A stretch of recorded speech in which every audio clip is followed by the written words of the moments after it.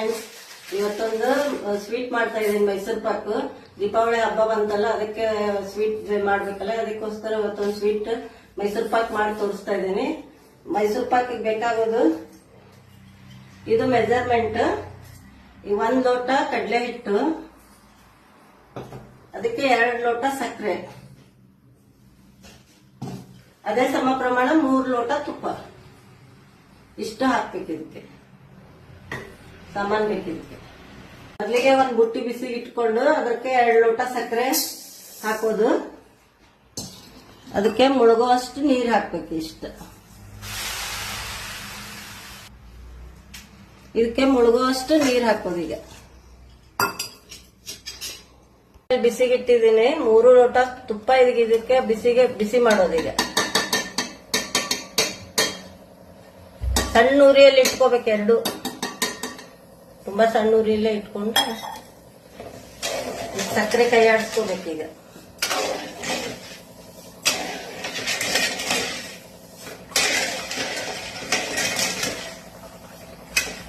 Flame ಅಲ್ಲಿ ಇಟ್ಟು ಹಿಂಗ್ ಕೈ ಆಡಿಸ್ತಾನೆ ಇರ್ಬೇಕು. ಅದು ಕುದಿ ಬರೋವರೆಗೂ ಹಂಗೆ ಕೈ ಆಡಿಸ್ತಿರ್ಬೇಕು. ಸಕ್ಕರೆ ಒಳಗಡೆ ಏನಾದ್ರೂ ಸ್ವಲ್ಪ ಡರ್ಟ್ ಇದ್ರೆ ಅದಕ್ಕೆ ಸ್ವಲ್ಪ ಹಾಲು ಹಾಕಿದ್ರೆ ಅದೆಲ್ಲ ಮೇಲ್ ತಿಳ್ಕೊಂಡ್ ಬಂದ್ಬಿಡ್ತದೆ.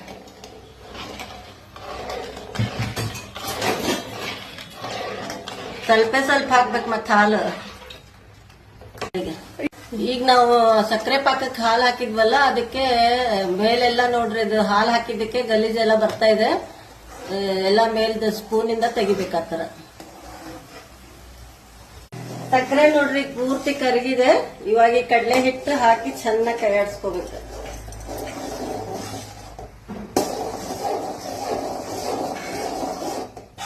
ಕಡಲೆ ಹಿಟ್ಟಿನ ಕೈ ಆಡಿಸ್ತಾ ಈ ಕಡೆ ಒಂದೊಂದೇ ಸ್ವಲ್ಪ ತುಪ್ಪ ಹಾಕ್ತಾ ಹೋಗ್ಬೇಕು.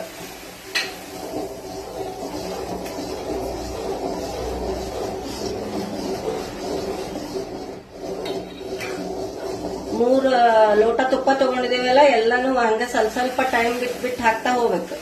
ಈಗ ನೋಡ್ರಿ, ಕಡಲೆ ಹಿಟ್ಟಿಗೆ ತುಪ್ಪ ಹಾಕಿದ್ವಲ್ಲ, ಅದೆಲ್ಲ ಹೀರ್ಕೋತಾ ಇದೆ. ಅದು ಹೀರ್ಕೊಂಡಂಗ್ ಒಂದೊಂದೇ ಸೌಟ್ ಹಾಕ್ತಾ ಹೋಗೋದು. ಈಗ ಮತ್ತೊಂದು ಸೌಟ್ ಹಾಕ್ತಾ ಇದ್ವಿ. ಇದು 3ನೇ ಸೌಟ್ ನಾನು ಹಾಕ್ತಾ ಇರೋದು.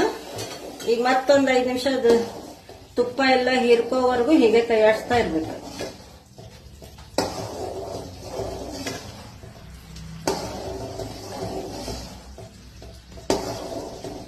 ಇದು ಗಂಟು ಏನೂ ಆಗಲ್ಲ. ಒಂದ್ ಚೂರು ಇದ್ರು ಅದು ಆಮೇಲೆ ಎಲ್ಲ ಕರಗ್ತಾ ಹೋಗ್ತದೆ.